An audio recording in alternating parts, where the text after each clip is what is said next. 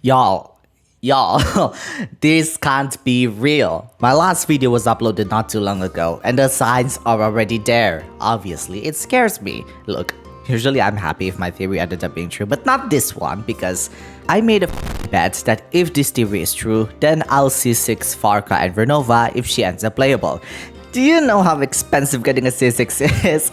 It cost me over $500 to even get a C6 al-ahmar, and that's with the double top of rewards from 5.8 and Luna 1. But okay, let's manifest. It's just a design similarity. There is no fucking way that this spilled moonlight is the same one as the God's Limits trailer, this odd looking shape that is animated the same way as Renova's eyes, Rerir's power that look exactly like Relicino's brooch. Oh, speaking of her, she appeared in Hisi Island and just obliterated Wild Hunts like it's nothing. And look, the main theory I made is that Relicino is Rerir's daughter. There's no way a theory like that even made it in Genshin Impact, right? Right? Okay, let's stop this. You come here for me to analyze the trailer, so let's do just that. In today's video, we'll talk about the things we can expect in Luna 2 based on the special program and the trailer, but honestly, scrap that. This damn forsaken scene is enough to reveal the entirety of Rerir's background, and this will be the main highlight of this video. I'm not joking, this frame is enough to make me write the entirety of this video script. So strap in. As always, don't forget to give this video a like and comment so the channel can be noticed by the algorithm. My name is Glitchxcity and I make lore and commentary videos on the channel to keep you company. But before that, a friendly reminder that Flint's and Yolan's banner are ending very soon. Both are strong DPS, with Flint's as the lunar charge DPS, while Yolan is a strong sub DPS. However, if you're not interested in both of them, keep a lookout on Nefer, who is a lunar bloom DPS who synergizes really well with Llama. If you need extra promo gems to pull for them, then allow me to introduce you to Loot Bar. Loot Bar is a reliable site for a fast, secure, and super reliable top-up experience for your Genesis Crystal. Additionally, they provide 25% discounts compared to normal prices in-game. Once you start your top-up, they will only ask for your UID, nothing else, so your privacy is guaranteed, and your items will arrive to your account in less than 2 minutes, including the first double top-up rewards if you haven't done that yet. If you're playing on consoles like PlayStation 5 or Xbox, they're available for both of them as well. Over 20,000 Trustpilot reviews are showing their satisfaction after using Loot Bar, and if you have any problem with your transaction, their customer service is always available around the clock to help you out. Other than Genshin Impact, Loot Bar is also available for other games as well, such as Honkai Star Rail, Wuthering Waves, Sailor Zone Zero, etc. Click the link in the description below and register to get an additional 10% coupon that can be combined with all of the discounts and receive special discounts for returning customers. Remember, discounts are great, but don't forget to spend responsibly. Now let's continue to the content. We are 5 seconds in, and immediately we are revealed that Columbina's power is somehow drained by something the moment she was born. There are few entities that can be the main culprit of this, and so far, I have 3 candidates. First is Rerir, which I think is quite obvious because he has been trying to consume the moons. His weapon also states that he is a moon hunter, so for the possibility of him being the one to drain Columbina's power should make sense.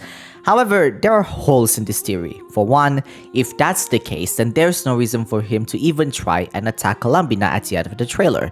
Besides, he can just drain her power remotely and not bother going to Hisi Island to begin with. Of course, I do think Rerir is targeting Columbina, but draining her power remotely is something that I find to be extremely unlikely. He even cross-dressed himself as Lumine to get the Eternal Moon's Moon Marrow, for goodness sakes. That said, this possibility is on the slimmer side, and we'll get to the likeliest case later, but for now, let's go to the next possibility. The second one is the iridescent moon, which we do see in the next frame that Columbina is talking with the iridescent moon herself. Albeit, this is where it gets interesting because instead of the moon showing colorful iridescent shine, it only shows a magenta color. Now we'll get back to this, but it is said and somehow implied in the web events that while the iridescent moon already perished, a part of her is not, which is her crimson shadow. That said, the iridescent moon could likely have survived in the form of crimson shadow, and this surviving part of her drains Columbina's power, especially that they're both moon goddesses. Now this is where I find to be quite possible, but also not really, because I feel like Columbina's power can't be drained that easily. So here goes the third possibility. The third possibility is that her power is drained by the heavenly principles or one of his 4 shades. Now it is implied that there are 4 moons in the sky as per the hymns of the far north, but of course this is something that no one can prove because there's no history that there are 4 moons in Teyvat. As far as we know from in-game lore, there have always been 3 moons in the sky, and in fact, Columbina is said to be a part of the Frost Moon because there's a prophecy in the Frost Moon Science that a new moon goddess will be born from the Frost Moon's moon. It is also said in the Archon Quest that Columbina is born from the Frost Moon's power, so it's safe to assume that Columbina is the Frost Moon's will as per Skirk's voice line. In fact, the reason there is no Frost Moon's moon marrow is because of Columbina's existence. That being said, Nibirius, Renova, and Istaroth have shown the Triquetra symbol on them, which we learned from Llama's idol animation and the moon wheel's power that the Triquetra symbolize the 3 moons. So, if instead Columbina is not just the Frost Moon's wheel and is indeed the 4th moon as per Notchrist concept webpage, then we can assume that Asmodeus' power came from the 4th moon, that being Columbina. Now why do I say that? I had this realization because Asmodee doesn't have the Triquetra symbol, but a Primogem symbol. If the 3 moons form a Triquetra, then what if there's 4 of them? A Primogem, my god. We're only a few minutes in and I already made a crackpot theory. Now, we can explore this theory again in another day because we are entering a very deep rabbit hole with this one, but just know that the third possibility is that the heavenly principles or one of his shades could likely drain Columbina's power, and if it is a shade, then it could likely be Asmodee. But please take the last possibility with an extra grain of salt, okay? I mean, look, just take everything I say in this video with a grain of salt, but the last possibility, take it with a jar of salt. Anyways, I talked about the second possibility earlier, and while I do think the iridescent moon might be the one who drained Columbina's power, I do think it's not necessarily the iridescent moon that did it, because she is implied to already been dead, perished even, as stated by Llama. If you watch my last video, which I highly recommend you if you haven't, I mentioned that the iridescent moon's crimson shadow could likely turn into the crimson moon. Iridescent in itself, while sheer, is actually colorful in nature, and I think it's a perfect name for her because she is implied to be the smallest out of the 3 moon goddesses and emits a halo when she shines. Death in itself is implied to have strong association with memories, hence why the Natlanis can be reborn just by having an ancient name, and Clerfy was able to form into a sentient being from Alekino's shadows. The Crimson Moon itself, while a part or the reincarnation of the iridescent moon, is very unlikely to have her whole memory either because a shadow, while resembling the sage person, is not necessarily the same person either. In literacy, it's usually used as the character's past experience, or in more common use, it's the character's dark side. The Crimson Moon, or the color red in this case, is likely to be the iridescent moon's dark side or the surviving memory, or perhaps even a part of her power because the Crimson Moon itself is often associated with death. In fact, it's pretty much what the people of Khaenri'ah did during the Crimson Moon dynasty, praising the Crimson Moon and always associating oneself with death. Now I think what I see here is the projection of the iridescent moon tainted by the abyss, and if the ghost mentioned in the trailer is indeed the Crimson Moon's ghost, then it could be just that. The Crimson Moon, however, is likely in the water, the shadow under the tainted moon. The iridescent moon in here shows an interesting imagery in this scene because it's as if her moonlight is spilled. This is the second time we see image like this, and the first time was when Renova cursed the people of Khaenri'ah with the curse of immortality, when the Crimson Moon suddenly showed itself and spilled moonlight. This is also supported in the Crimson Moon semblance, where this is the imagery of what happened in Khaenri'ah when they were cursed. However, something is different here because the moonlight spilled on the iridescent / crimson moon is brighter, while in Khaenri'ah, it's a lot darker. We learned from Llama that the Frost Moon's light is the brightest out of the 3, so if the moon is indeed the one draining Columbina's power, then it could explain why the spilled moonlight in here is very bright. Now the interesting part of it is that this moon here is also different because her color is magenta, while crimson is closer to color red. One of you actually mentioned this in my last video as well, but let me explain what this comment meant. In the web event, we learned that the iridescent moon's crimson shadow fell into the abyss, so this means that her crimson crimson shadow is tainted by the abyss, which is always associated with the color purple.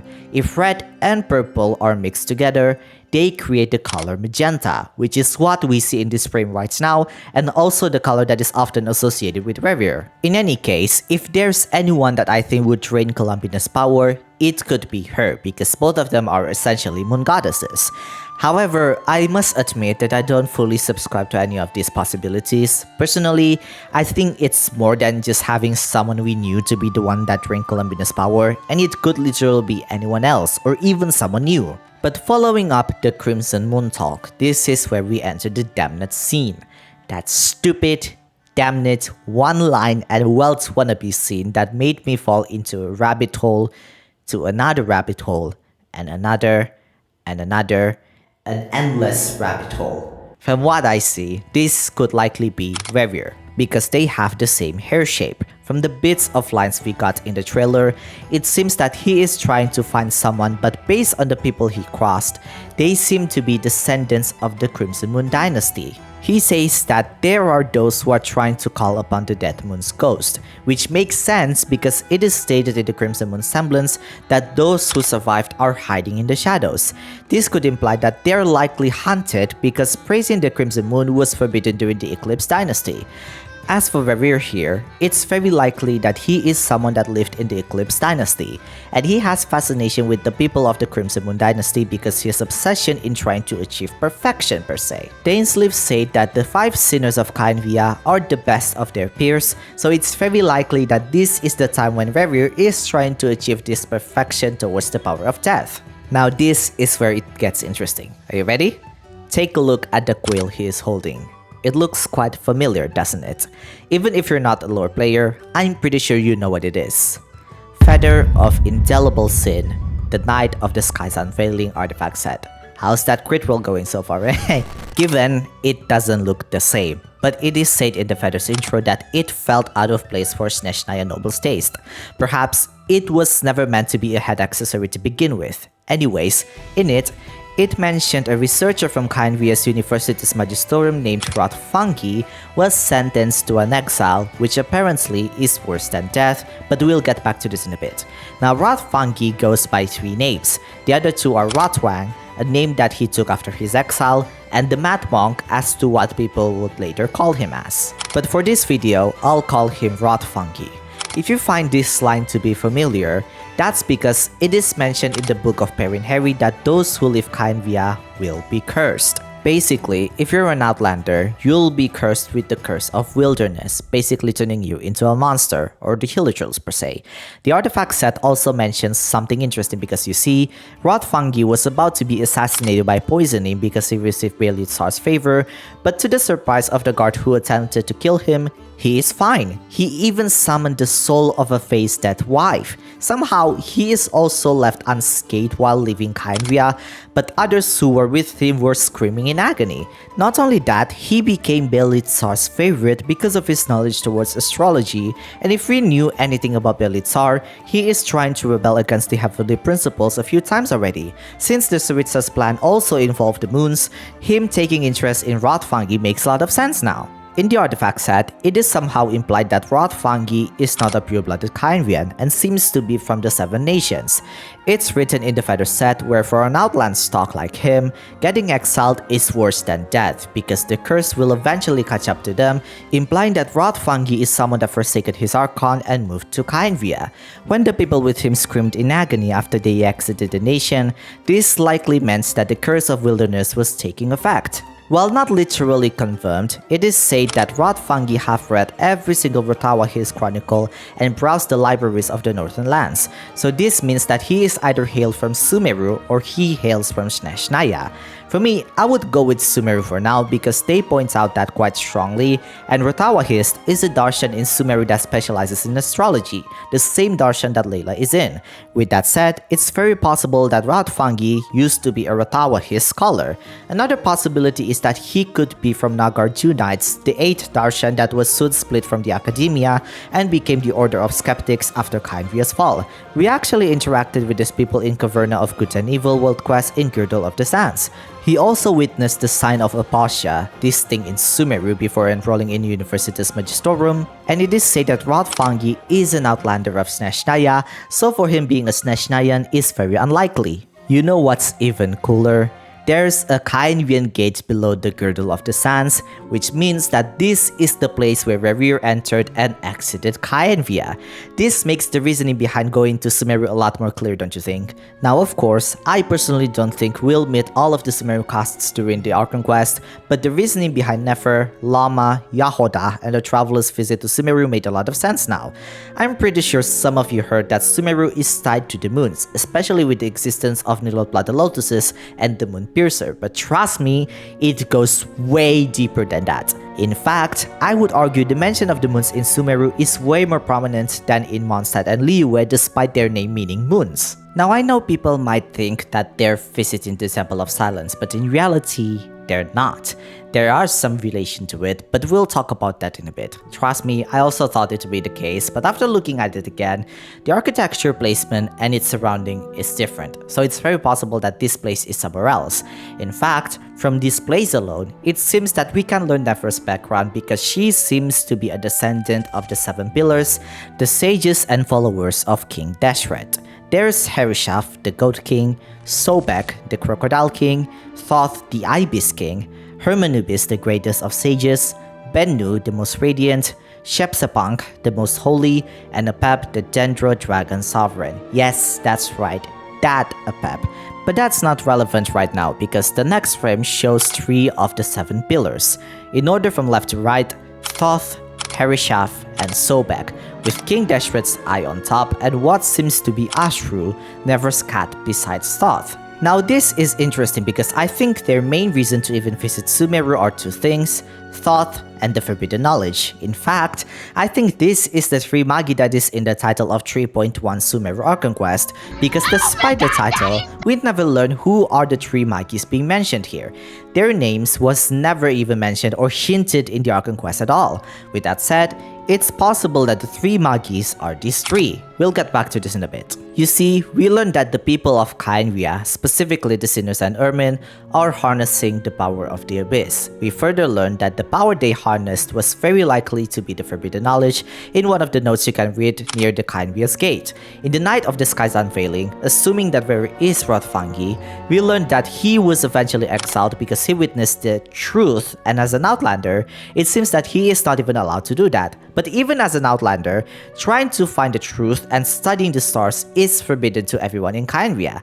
However, in the same set, it is said that there are those who are privileged enough to sidestep the ban and serve Ermin. These people are likely the Sinners. It's important to note that all of this happened before the Cataclysm struck, and because Solofey and Ayla knew that Rotfangi will be reborn again, then that form is likely to be Rerir, and he is likely reborn in Khaenri'ah, serving Ermin in the process, and likely the last member of the Sinners that joined. Interestingly, this seems to be the part where Rotfangi found the Forbidden Knowledge. I made a theory in this channel before, ironically in a video I made about Rhymecrest reaction commentary, that Nabu Malikata's element is very likely to be Electro, while King Deshret is likely to be Pyro.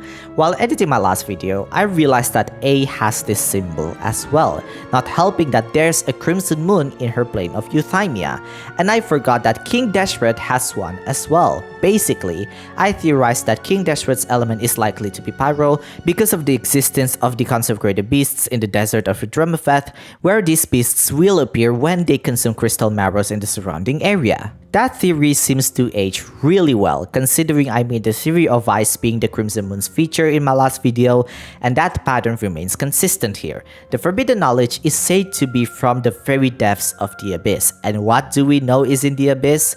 The Crimson Moon. Given, I don't think the Crimson Moon is the source of the knowledge because Tibelang obtained it first prior to the Crimson Moon's existence, but it could likely know what the Forbidden Knowledge actually is. We know that the Crimson Moon itself is associated with death, and we also know that the Withering appeared when Deshret introduced the Forbidden Knowledge to his people. With that said, The withering is the result of the forbidden knowledge. It's also, get this, associated with the color red. The Aranarans call this phenomena as Marana, and do you know what it meant according to them? Killing and death. Before we continue with our extensively and shouldn't be this long conversation over one frame, I want to let you guys know that my last video and this video successfully made me lose my mind and laugh like an old hack when I wrote the script.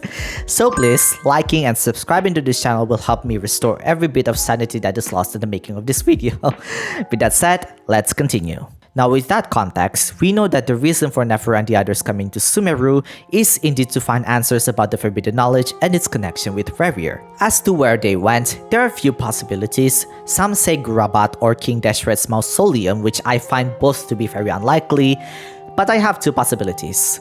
Ai-Khanum or Tulei Tula, which I find these two to be the likeliest case. You might have heard of these names floating somewhere, and if you're an artifact dweller, that's because Ai-Khanum is mentioned in the Flowers of Paradise Lost. If you're a Wanderer simp, Tulei Tula is the name of his signature weapon, Tulei Tula's Remembrance. Let's start with Ai-Khanum first. According to the Jinnis, it is said that Ai-Khanum, in their language, meant the city of the Moon Maiden. I know, already a good start now, but the Moon Maiden being referred to here is very unlikely to be Columbina, at least the context of that time, considering the Moon Maiden being referred to here is very likely to be Nabu Malikata, who is an angel and knows very well the history of the Moon Goddesses. It might get retconned eventually to be Columbina considering the next frame suddenly shows her powers, but either way, the name itself is a very good reason to assume that Nefer and the gang are going to visit Ai-Khanum. The city itself was made by both King Deshret and Nabu Malikata. To put it simply, King Deshret declined the gnosis from the heavenly principles. Yes, you hear that right. He turned it down because he wanted to pursue his own ambitions. Instead, he shared his rulership with Nabu Malikata and Ruka the Fada. According to Nabu Malikata, this ambition is said could possibly transcend the bullshit government that is the heavenly principles, and she helped him in doing just that. In fact, out of all people, Nabu Malikata knows very well about the real sky and the abyss, and after warning King Deshret several times about his insane plans, he remained strong and wanted to continue doing so anyway. Ruka the Fada did not agree to this and left to the rainforest to pursue her own ideal of wisdom.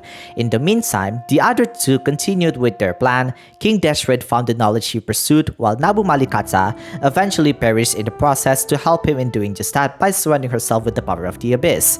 Now here's the problem. It's very unlikely that it's the forbidden knowledge because that knowledge was already introduced by Nibelung, so this knowledge is likely something else. You can say it's the truth behind the false sky, and in fact, this knowledge and Nabu Malikata's death is the main reason why King Deshret pursued the forbidden knowledge to begin with. The trigger, however, is something else, which I'll talk about in a bit. Now comes to Tulei Tula, which is still connected to the previous place. After the forbidden knowledge spread, King Deshret eventually sacrificed himself while Ruka the Fada tried her best to cleanse the forbidden knowledge that spread throughout the land. After the fall of King Deshret's civilization, one of the 7 pillars, more specifically Hermanubis, took his followers with them to the city of Tulei Tula. They created an organization called the Temple of Silence in order to guard King Deshret's knowledge and keep them at bay.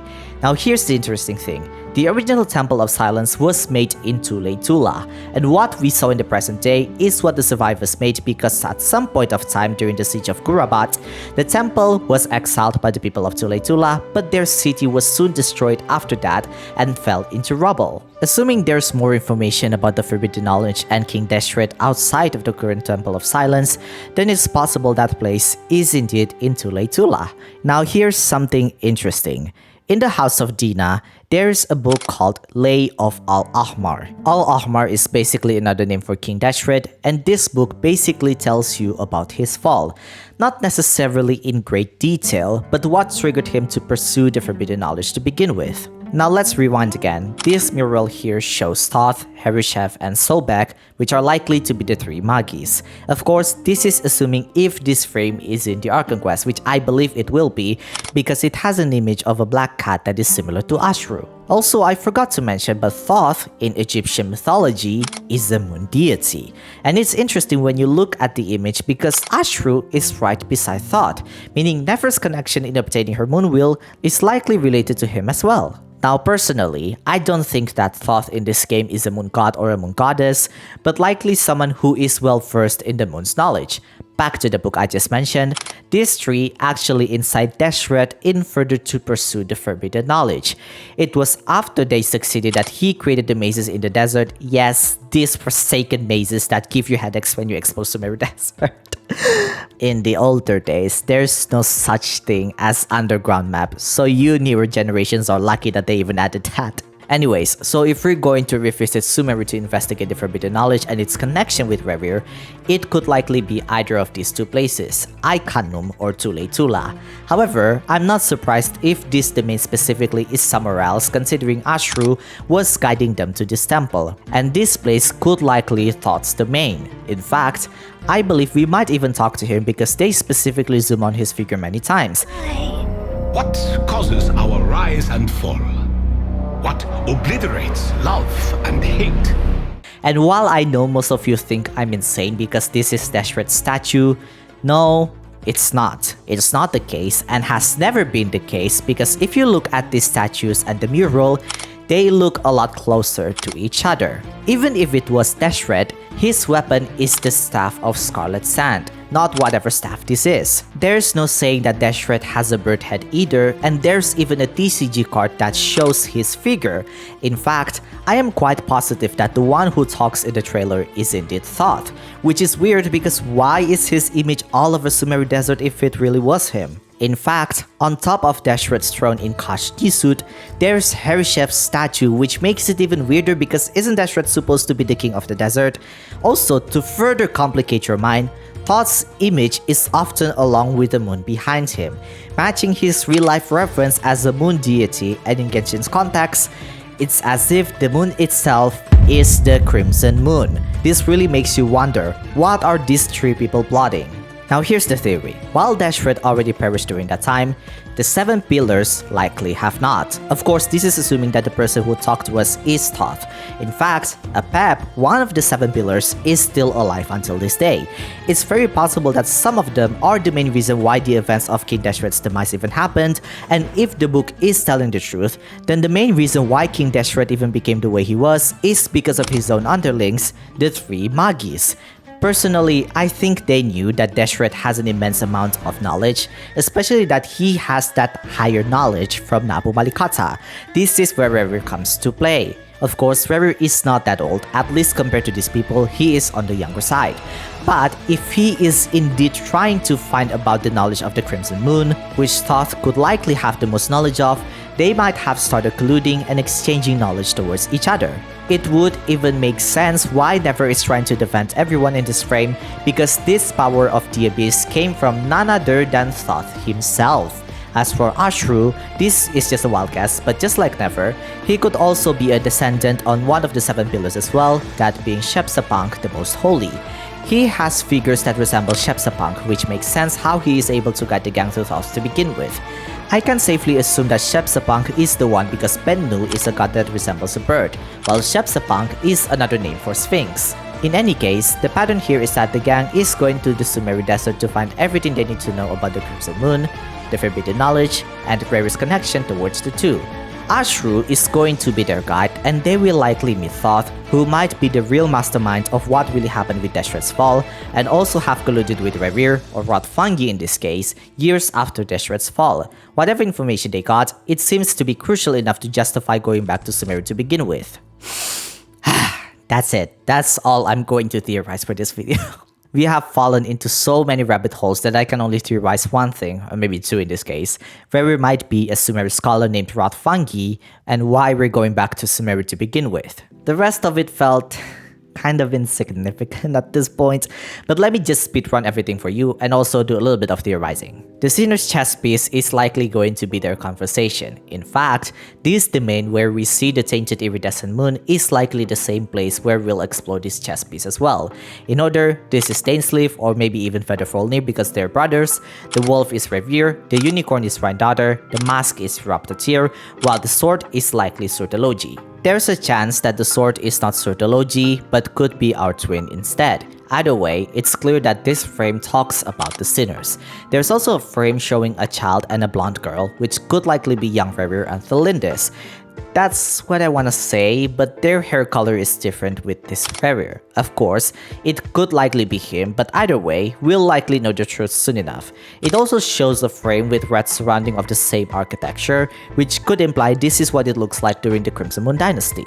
There's also a scene where Arlecchino wipes the Wild Hunts like it was nothing. It took normal people a very long time and trouble to even clear them, which by the way includes Sandrun who had trouble when the Wild Hunt invaded. So for Arlecchino to wipe them out just like that is very interesting. Her power came from the Bale Moon Bloodfire that runs through her blood, and it is said to derive from the Crimson Moon Dynasty. It makes sense for her to just obliterate them just like that, because if they come from the same power, then only the power of the Crimson Moon can also wipe them out easily. In fact, the Wild Hunt's description says that they are unrest souls with unfulfilled wishes, and if we know anything about how death works in this game, these are likely the memories of the undead that Rerir managed to bring them back to life. Since we know that Arlecchino's fire can engulf memories, it could work the same way with this case as well. There's also a scene where we'll fight Rerir directly. Now this area is interesting because it could likely be a moon marrow, in a way at least. Now this moon marrow could likely belong to the iridescent moon.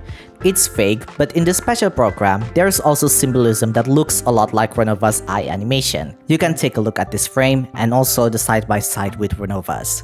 Pretty similar, don't you think? And it's very suspicious that they don't show this at all, because I believe that this will be irrelevant information. Rerir also show an animation that looks a lot like Arlecchino's brooch, which by the way, never also has the same brooch as well when we visit SUMERU.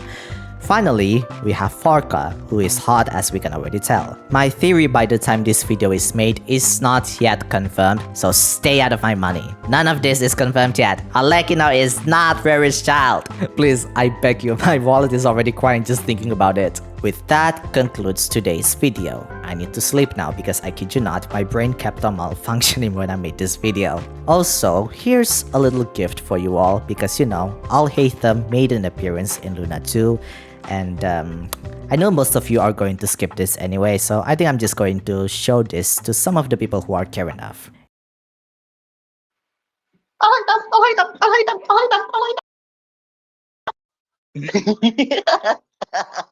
Yep, that's my reaction. I know, I'm down bad. But at least I'm happy. At the same day, they also introduced Danheng Permanso Terrai as well. And if you know me personally, Danheng is my al-ahmar in HSR. So yes, I was down bad that day. I was like, I'm just so happy, okay? In any case, what are your thoughts on Luna 2? Let me know in the comments. Chana! Oh, before I end this, I just want to let you guys know something. The Traveler is the representation of the Eternal Moon because he holds the Eternal Moon's moon marrow. Columbina is the representation of the Frost Moon's power because she is the new moon that came from the Frost Moon. And Arlecchino is the representation of the Iridescent Moon or the Crimson Moon. And with that, all the three moons are present to fight against the Moon Hunter, Rerir, the Blasphemer of Death. Jana!